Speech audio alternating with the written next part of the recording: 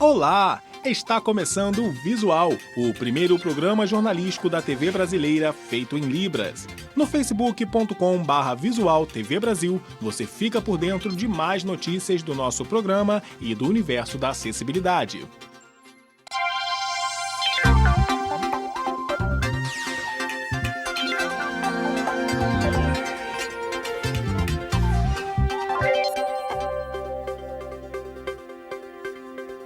Você vai conhecer agora uma estudante de Andradas, no sul de Minas, que tem síndrome de Down e driblou o preconceito para se tornar gastrônoma. A conquista do tão sonhado diploma universitário foi acompanhada de uma formatura emocionante. Os gritos de alegria retratam bem o que representa uma formatura. Todos se emocionam ao ver um membro da família vencer depois de muito estudo e dedicação. E esta festa, em particular, foi ainda mais significativa. Tatiane Rotelli se tornou exemplo para os colegas. A síndrome de Down não representa uma barreira na vida dela. Pelo contrário, a estimula ainda mais a vencer. Ela cursou gastronomia e hoje se prepara para ser uma chefe de cozinha. Tem que fazer várias comidas, os tipos diferentes também. Pedi para o meu pai fazer restaurante também, para eu ter serviço também. Uma das maiores incentivadoras de Tatiane sempre foi a mãe. Tanto que Jaqueline fez a faculdade junto com a filha. Representou para ela um porto seguro para enfrentar situações inesperadas diante de uma nova experiência. O orgulho que nós sentimos por ela, a superação, não por ela ser superior ou melhor, mas por ela superar as dificuldades dela e principalmente a dignidade que trouxe para minha filha esse curso. O tanto que ela desenvolveu, quantos amigos ela fez, quantas pessoas ela conviveu. Ela se transformou em outra pessoa. Para estudar, teve que viajar à noite até Espírito Santo do Pinhal, interior de São Paulo, a cerca de 30 quilômetros de Andradas. Enfrentou as disciplinas mais complexas. Precisou de habilidade para preparar os pratos mais difíceis. Diante de tantas situações novas, não imaginou que sua maior barreira ainda seria o preconceito. Nós enfrentamos um preconceito de 4 pessoas dentro da sala de aula. Situações desagradáveis, situações assim que eu não gostaria de ter vivido, mas que me deu a chance de desenvolver um autocontrole muito grande. Porque em momento algum, nesses 2 anos, eu briguei com uma pessoa. A evolução está em você aceitar a diferença, aceitar o que está do teu lado e dar a mão. Se você não quer aceitar, então não chega perto. Também não critica, porque ninguém sabe o que a gente já passou. Depois de 2 anos de curso, mãe e filha agora estão prontas para entrar no mercado de trabalho. O projeto elas já têm: montar um restaurante. Aí pensamos, vamos fazer pequeno, vamos fazer um rancho, alguma coisinha assim. Não, aí vem o sobrinho, falou. Fizemos grande. Então, da altura que ela quer voar. Dia a dia ele está sendo construído. Cada tijolinho dele tem um pedacinho da gente lá dentro. Mas as pessoas acham assim, não, é deficiente. Não, não é. É eficiente. Ela pode, ela quer e ela consegue. É o maior orgulho da mãe. Este ano, quase 500 blocos devem desfilar pelas ruas de São Paulo, 40% a mais do que no carnaval do ano passado. E os foliões devem ficar atentos. A Prefeitura da capital criou novas regras para os dias de festa. O bairro boêmio da Vila Madalena é um dos preferidos de quem curte o carnaval de rua em São Paulo. Mas a festa que garante a alegria dos foliões também atrapalha a vida de muitos moradores. A invasão de pessoas é demais, não comporta a quantidade de gente que vem e é muita bagunça. Muitos comerciantes também reclamam. Meia-noite, 1 da manhã é horário de fechar. Eles querem às 8 agora, para fechar às 8, então não é bom pra gente. É prejuízo. O Carnaval de Rua de São Paulo tem atraído cada vez mais foliões. Só este ano são quase 500 blocos inscritos e ele já movimenta mais dinheiro que aquele do Sambódromo. No ano passado, giraram mais de 170 milhões de reais, enquanto no do AMB foram 93 milhões de reais. Apesar do dinheiro que o Carnaval de Rua movimenta, a Prefeitura quer mudar as regras da festa. Agora, em alguns bairros, os blocos vão ter de terminar a dispersão às 8 da noite. E a Prefeitura também proibiu grupos com mais de 20 mil foliões. O problema é que alguns, como acadêmicos do Baixo Augusta, já chegou a reunir cerca de 300 mil pessoas.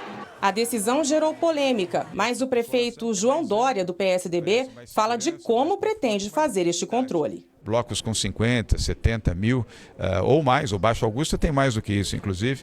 Obviamente não teria condição de desfilar na Vila Madalena. É um pouco de disciplina, mas sem perder o brilho e a espontaneidade do carnaval em São Paulo. O prefeito diz ainda que antes da decisão conversou com os blocos, mas não é isso que diz a organizadora do Vai Quem Quer, bloco que reúne milhares de pessoas. A coisa que mais nos assustou desse processo foi justamente essa portaria ela ter chego sem nenhum tipo de diálogo. É muito pouco tempo e que é uma coisa que não dá para você assegurar, né, como bloco, assim. Porque entre a concentração e a saída já vai um tempo. E aí depois que você sai, você fica ali dando uma volta. E como é que você vai garantir, como bloco, que a dispersão se dê naquele determinado momento? É difícil, né?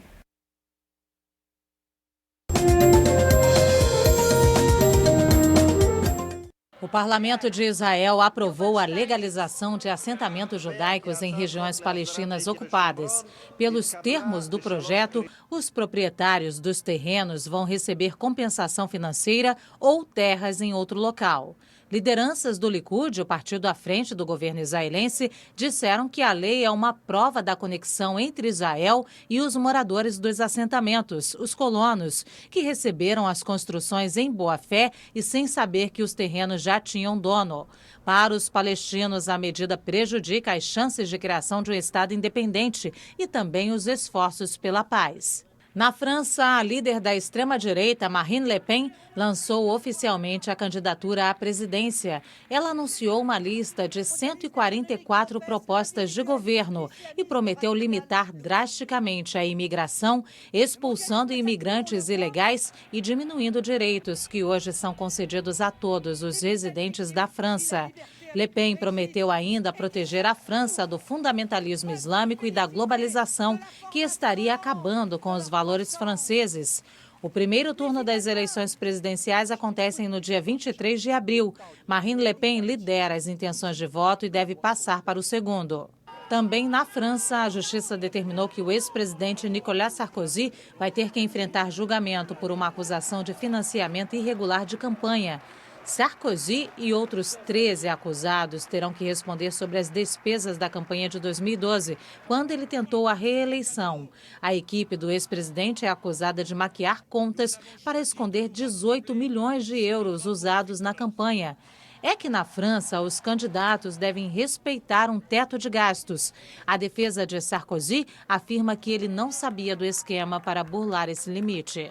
A periferia de Paris viveu noites de revolta esta semana. Jovens moradores incendiaram carros e atacaram prédios públicos em protesto contra a violência policial. Os manifestantes usaram coquetéis molotovs em mais uma noite de tensão em Aulnay-sous-Bois, subúrbio de Paris. Eles pediam justiça para Theo, o jovem negro de 22 anos que denunciou ter sofrido agressões físicas e sexuais numa abordagem policial. Ele foi internado em estado grave. O caso ganhou tanta repercussão que o presidente François Hollande foi visitar o rapaz no hospital. O ministro do Interior, Bruno Le Roux, anunciou que os 4 policiais já foram suspensos. Centenas de fotos, recortes de jornal e boletins de ocorrência do período da ditadura militar até a redemocratização do Brasil agora estão disponíveis no Arquivo Público do Distrito Federal. Esses registros antes confidenciais ajudam a redescobrir momentos importantes da história de Brasília e do país. Luiz Carlos Prestes foi constantemente vigiado. São pilhas de documentos dando conta dos passos do militante do Partido Comunista Brasileiro. Recortes de jornais eram cuidadosamente arquivados. Essas fotos mostram a chegada de Prestes ao aeroporto de Brasília. A ditadura tinha informações até de quem andava com ele e detalhes de uma entrevista à imprensa durante a comemoração da Revolução Russa.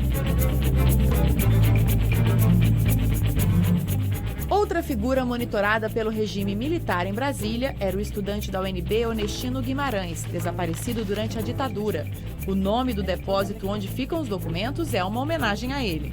foi um estudante da UNB, passou em primeiro lugar em geologia, né, e logo entrou para a clandestinidade, né, e então nós temos um dossiê riquíssimo sobre ele. Várias prisões são registradas e no momento da entrada desse acervo aqui, em 1990, nós tivemos a presença da mãe dele. Até os padres eram vigiados e por meio das fotos, participantes de manifestações populares eram facilmente identificados e numerados. Os documentos também falam sobre as prisões e torturas durante o regime militar.